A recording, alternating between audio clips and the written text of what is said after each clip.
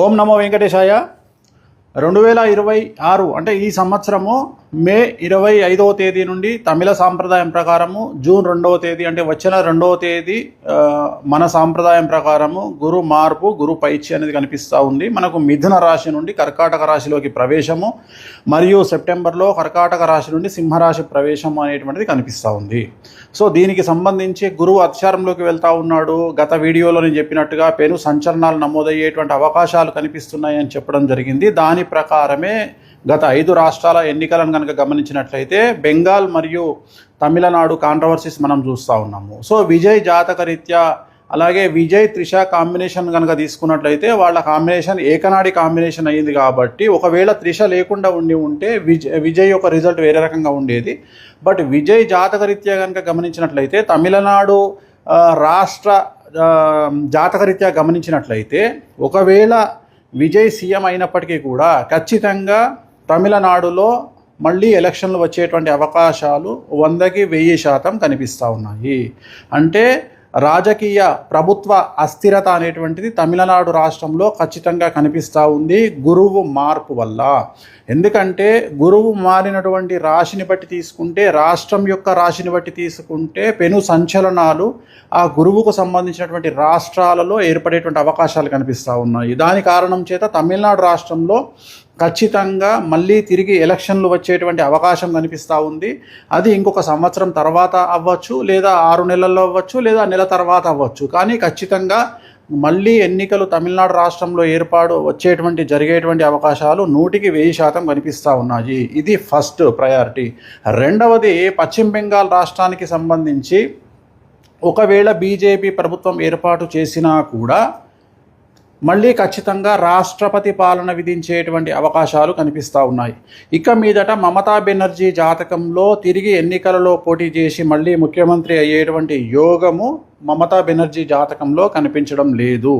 కానీ బెంగాల్ జాతకంలో, పశ్చిమ బెంగాల్ జాతకంలో, రాష్ట్ర జాతకంలో ఖచ్చితంగా మళ్ళీ ఈ ఎన్నికల్లో గెలిచినటువంటి పార్టీ అంటే బీజేపీ పార్టీ ప్రభుత్వాన్ని ఏర్పాటు చేసినా కూడా ఖచ్చితంగా రాబోయే సంవత్సరంన్నరలో ఖచ్చితంగా రాష్ట్రపతి పాలన విధించేటువంటి అవకాశాలు కనిపిస్తూ ఉన్నాయి.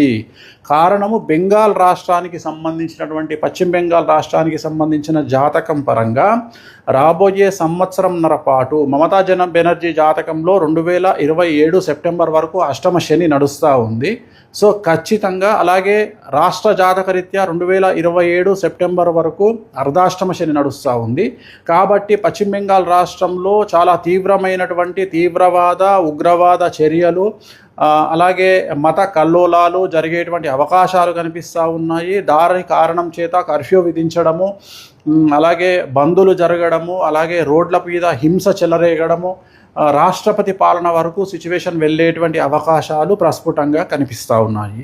ఇవి 2 రాష్ట్రాలకు సంబంధించి. అలాగే ఇతరత్రా కనుక తీసుకున్నట్లయితే మనకు పూర్తిగా భారతదేశం కనుక తీసుకున్నట్లయితే ఈశాన్య రాష్ట్రాలకు లేదా తూర్పు ఈశాన్య రాష్ట్రాలకు సంబంధించి తీవ్రవాద చర్యలు ఉండేటువంటి అవకాశాలు ఉన్నాయి. అలాగే ఢిల్లీ కేంద్రంగా తీవ్రవాద చర్యలు ఉండేటువంటి అవకాశాలు ఉన్నాయి. ఇవన్నీ కూడా జూన్, జూలై, ఆగస్టు, సెప్టెంబర్ ఈ 4 నెలల్లో సంచలనాలు జరిగేటువంటి అవకాశం ఉంది. అలాగే విమాన ప్రమాదాలు జరిగేటువంటి అవకాశం ఉంది. నేను మాట్లాడేది June, July, August, September 2026 June, July, August, September సమయంలో భారతదేశంలో తూర్పు ఈశాన్య రాష్ట్రాలలో భూకంపం వచ్చేటువంటి అవకాశం ఉంది. తీవ్రవాద చర్యలు జరిగే అవకాశం ఉంది. అలాగే విమాన ప్రమాదాలు జరిగే అవకాశం ఉంది. అలాగే చాలా ఎక్కువగా జనసాంద్రత కలిగినటువంటి ప్రాంతాల్లో తీవ్రవాద చర్యలు జరిగేటువంటి అవకాశాలు కనిపిస్తూ ఉన్నాయి. అలాగే ఈ 4 నెలల్లో 2026 జూన్, జూలై, ఆగస్టు, సెప్టెంబర్ సమయంలో విమాన ప్రమాదములు జరగడము, ప్రముఖ వ్యక్తి విమాన ప్రమాదంలో చనిపోవడము, లేదా ఈ 4 నెలల్లో ప్రముఖ వ్యక్తి, అది సెలబ్రిటీ, రాజకీయాలు అవ్వచ్చు, సినిమా అవ్వచ్చు, ఇంకోటి అవ్వచ్చు, కాంట్రవర్షియల్ డెత్ ఉండేటువంటి అవకాశాలు ఉన్నాయి. సో ఇవన్నీ కూడా ఈ సందర్భంగా ప్రత్యేకించి జరిగేటువంటి అవకాశాలు ఈ ప్రత్యేకమైనటువంటి జూన్, జూలై, ఆగస్టు, సెప్టెంబర్ 2026 సంవత్సరంలో ఈ 4 నెలల్లో జరిగేటువంటి అవకాశాలు ఉన్నాయి. అలాగే తెలంగాణ రాష్ట్రంలో రాజకీయ సంచలనాలు లేదా తెలంగాణ రాష్ట్రంలో ప్రముఖులు జైలు పాలవ్వడము లాంటి సంఘటనలు కూడా ఈ 4 నెలల్లో గోచరిస్తూ ఉన్నాయి. అలాగే ఈ సంవత్సరం కనుక తీసుకున్నట్లయితే ముఖ్యంగా వ్యక్తిగతమైనటువంటి అంశాల జోలికి వచ్చినట్లయితే నేను ఇంతకు ముందు నుండి సంవత్సరం నుండి చెప్తా ఉన్నా, గురువు అతిచారంలోకి వచ్చినప్పుడు సంచలనాలు ఉంటాయని. సో ADCMSLI అనేటువంటి లెటర్లతో ఉండేటువంటి వాళ్లకు సమస్యలు ఉండబోతా ఉన్నాయి, ఇంక్లూడింగ్ T. సో ఈ లెటర్లతో ఉండేటువంటి వ్యక్తిగతమైనటువంటి జాతకులకు, అలాగే సింహరాశి, మీనరాశి, మేషరాశి, కుంభరాశి వాళ్లకు విపరీతమైన సమస్యలు ఉండబోతున్నాయి.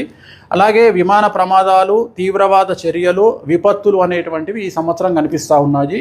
ఈ నెల 25వ తేదీ మే 25, 2026 నుండి దీని ప్రభావం అనేటువంటిది మన దేశం మీద కనిపించే అవకాశం ఉంది. అలాగే ప్రకృతి టోటల్ ప్రపంచాన్ని తీసుకున్నట్లయితే ఒక పెద్ద ప్రముఖ వ్యక్తి, ప్రపంచానికి సంబంధించినటువంటి ప్రముఖ వ్యక్తికి సంబంధించినటువంటి నిష్క్రమణ అంటే డెత్ అనేటువంటిది కనిపిస్తూ ఉంది. అది కాంట్రవర్షియల్ అవ్వచ్చు, నార్మల్ అవ్వచ్చు.